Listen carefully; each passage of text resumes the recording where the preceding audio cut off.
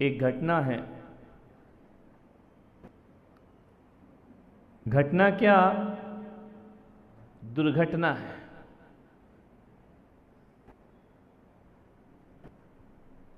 घटनाओं में मत अटकना, घटनाओं में ये मत सोचना कि ये किस ग्रंथ में लिखी है, किस पुराण में लिखी है, किस शास्त्र में लिखी है। एक बात याद रखना, अपनी जिंदगी में हर चीज पुराणों में लिखी हो जरूरी नहीं, कुछ चीज प्राणों में भी लिखी हुआ करती है। मैं आज जिस घटना का जिक्र कर रहा हूं वह मेरे प्राणों की घटना है। लोग कहते हैं कि ये पुराण में नहीं लिखा है तो वो सच नहीं है, ऐसा नहीं है। एक बात ध्यान रखना, पुराणों से आज तक किसी भी प्राण का जन्म नहीं हुआ, लेकिन प्राणों से हजारों हजारों पुराणों का जन्म हो जाया करता है।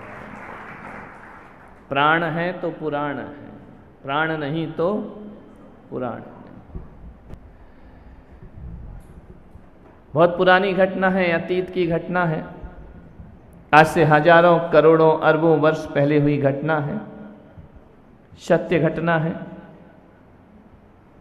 घटनाओं में ज्यादा अटकना मत। घटनाएं माध्यम है अपनी बात कहने का, नहीं तो आदमी घटनाओं में अटक जाता है, लड़ जाता है आदमी घटनाओं में, लड़ जाता है आदमी किस्से कहानियों में। इतना लड़ जाता है, इतना लड़ जाता है कि एक ही धर्म को मानने वाले दो धाराओं में बहने लगते हैं। एक किस्से कहानियों के चक्कर में लड़े हैं। आज दिगंबर श्वेतांबर क्यों है? एक कहता है महावीर ने शादी की, एक कहता है महावीर ने शादी नहीं की, इसी में झगड़ गए। हर तरह की विचार करो, सोचो, शादी कर ली तो अपने बाप का क्या बिगड़ गया, और नहीं करी तो अपना क्या बन गया। ध्यान रखिए, महावीर ने शादी करी या न करी इसका कोई महत्व नहीं हुआ करता है। महावीर कैसे थे इसका महत्व हुआ करता है। महावीर ने विवाह किया या नहीं किया, मूल्यहीन बातें हैं ये, ध्यान रखना। विवाह करना यदि इतना बुरा होता तो ऋषभदेव ने विवाह क्यों किया था? वो विवाह करना इतना ही अच्छा होता तो महावीर को अविवाहित रहने की कोई जरूरत नहीं। ये फालतू की बातों में खोपड़ियां मत चलाओ। एक कहता है आंख लगा दो तो श्वेतांबर, निकाल दो तो दिगंबर। तुम्हारी थोड़ी सी आंखों ने जात बदल दी। ध्यान रखना, मान्यवर, घटनाओं में मत उलझो। घटना क्या कह रही है उसे समझने का प्रयास करो। संकेत क्या कर रही है? अंतिम मनु नाभि राय, अंतिम मनु हुए, अंतिम कुलकर हुए। वैदिक परंपरा में उन्हें मनु कह करके बुलाया जाता है, जैन परंपरा उन्हें कुलकर कह करके बुलाया करती है। उन्हें महापुरुष माना जाता है। वो सृष्टि के इस प्रारंभ में इस जगत में हुए अंतिम कुलकर महाराजा नाभि राय, अयोध्या सम्राट, अयोध्या के नरेश हुए। नाभि राय का दरबार लगा है, जय जयकार हो रही है। जो आता है वो कहता है अंतिम मनु, अंतिम कुलकर महाराजा नाभि राय की जय हो। देवता जय जयकार कर रहे हैं, मनुष्य जय जयकार कर रहा है, राजा महाराजा जय जयकार कर रहे हैं, दरबारी जय जयकार कर रहे हैं, प्रजा जय जयकार कर रही है। ऐसे बहुत कम व्यक्ति होते हैं जिनकी सारी दुनिया जय जयकार किया करती है। ध्यान रखना, बहुत कम लोग हैं इस धरती पर है। आज देखो प्रधानमंत्री जी को भी देख लीजिए तो सारी दुनिया जय जयकार नहीं रही कर रही है। एक पक्ष है तो दूसरा विपक्ष सामने बैठा हुआ है। लेकिन नाभि राय का जीवन तो ऐसा था कि हर कोई जय जयकार किया करता था। जो देखे वो महाराजा नाभि राय की जय हो, महान मादी नाभि राय की विरदावलियां गाई जा रही हैं महाराजा नाभि राय की। ध्यान रखना, क्यों ना होगी जय जयकार। जिसके घर में तीर्थंकर जैसे पुत्र का जन्म होता है उस पिता की जय जयकार तो तीनों लोक में हुआ करती है। क्या तीर्थंकर जैसे पिता। ऐसा होता है जीवन में, अक्सर ऐसा होता है कि कभी कभी महान पिता की निकृष्ट औलाद पैदा हो जाती है, और कभी कभी ऐसा होता है कि पिता निकृष्ट होता है, औलाद महान बन जाया करती है। ध्यान रखिए, ऐसा नहीं है कि शराबी का बेटा शराबी ही होगा, ऐसा नहीं है कि चरित्रहीन का बेटा चरित्रहीन ही होगा, ऐसा नहीं है कि तुम अच्छे नहीं हो तो बेटा अच्छा नहीं होगा।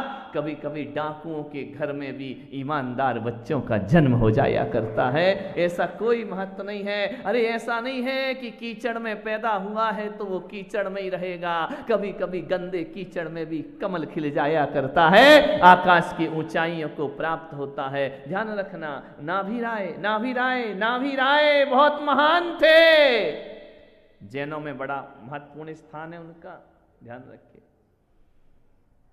एक बात याद रखना, महान पुत्र के महान पिता बहुत कम होता है। अपने घरों में जाके देखना, जितने महान लोग हुए ना उनके यहां बड़ी बर्बाद औलादें पैदा हुई हैं, ध्यान रखिए। और कभी कभी ऐसा हुआ है कि खानदान बिल्कुल बर्बाद रहती है, कोई एक पुत्र ऐसा आ जाता है जो पूरे वंश का नाम रोशन कर दिया करता है, ध्यान रखिए। एक ही हुआ जाता है, दोनों महान मिले, पिता भी महान और पुत्र भी महान, तो फिर उस घर की जय जयकार तो सारी दुनिया किया करती है। तुम्हारे घर में क्या हाल है? बोलो, महान बेटे पैदा हुए हैं? नहीं, बेटा तो नहीं, हम महान है ना। न तुम महान हो न बेटा महान। ऐसा क्या काम कर लिया है कि दुनिया तुमको याद करे? मरने के बाद कितनी देर याद करेंगे लोग? 2-4 दिन याद। आजकल तो तीसरा भी उसी दिन हो जाता है, सुबह जला या शाम तीसरा। बोले ठीक है, पगड़ी दस्तूर करो, छुट्टी बाद तुम अपनी दुकान जाओ, हम अपनी दुकान जाते हैं, कहने के लिए श्रद्धांजलि हो जाएगी। बहुत अच्छा आदमी था, चला गया।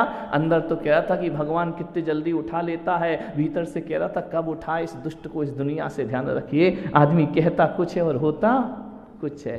तुमको लगता है कि तुम्हारे बारे में कोई आधा घंटा बोलेगा?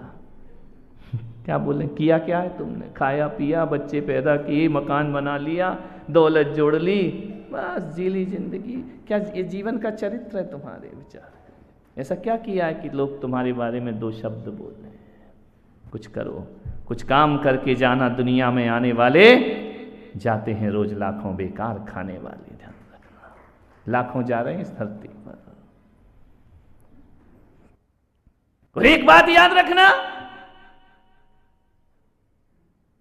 ऋषभदेव महान पिता के महान पुत्र ही नहीं थे।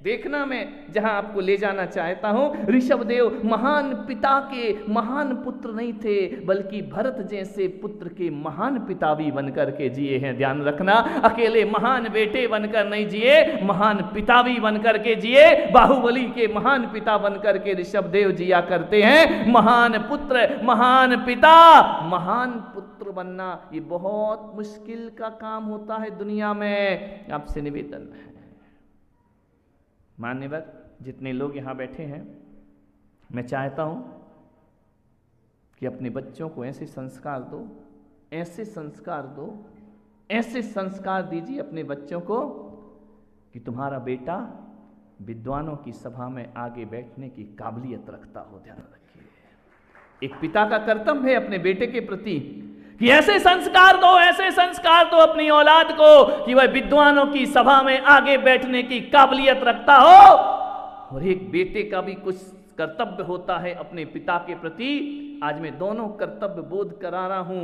एक बेटे का इतना ही कर्तव्य होता है कि अपनी जिंदगी ऐसी जिए, अपनी जिंदगी ऐसी जिए, अपनी जिंदगी ऐसी जिए कि उसे देख करके लोग बोलें कि बताओ तुम्हारा तुम्हें देख करके, तुम्हारे पिता को देख करके लोग बोले कि कौन से जन्म में ऐसा पुण्य किया था जो राम लक्ष्मण जैसे बेटों को तुमने जन्म दिया है। ध्यान रखना, ये पुत्र का कर्तव्य है, पिता को सम्मान दिलाना, पिता को ऊंचाइयां दिलाना पुत्र का कर्तव्य है। महाराजा नाभि राय से लोग कहते थे तुमने कौन सा पुण्य किया था अपने जीवन में जो ऋषभदेव जैसे पुत्र का तुम्हारे घर में जन्म हुआ है। ध्यान रखना, महान बनो। दशरथ से लोग कहते थे क्या पुण्य कमा के लाए हो, राम लक्ष्मण जैसे बेटे तुम्हारे घर में हुए। ऐसा मत बोलो कि तुम भी बर्बाद और तुम्हारी खानदान भी बर्बाद। ध्यान रखना, कुछ करो, जिंदगी कुछ करना होगा।